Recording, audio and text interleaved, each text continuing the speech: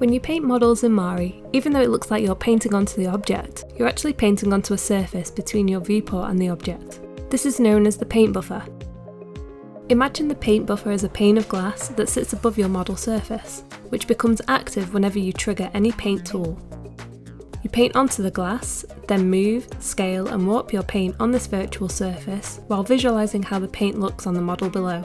Once you're happy, you bake the paint onto your model. This means it feels a lot smoother to just paint and allows you to make more artistic decisions on the fly because Mari makes paint and UV calculations at bake time, not during paint time. Your object could have hundreds of UV tiles and it would not impact the speed and efficiency at which you paint. You're always painting onto the resolution of the paint buffer, regardless of how big your project is, unlike object-based painting, which has to make those calculations as you paint. You can also reuse paint stored in the buffer across different parts of your model.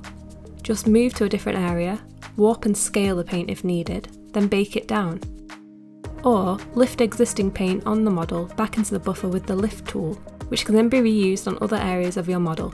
Imagine how useful this is when you're painting scales or skin onto a creature. When used with the paint through tool, which allows you to load in an image to project onto the buffer, you can line up photographs to create highly realistic textures across your models.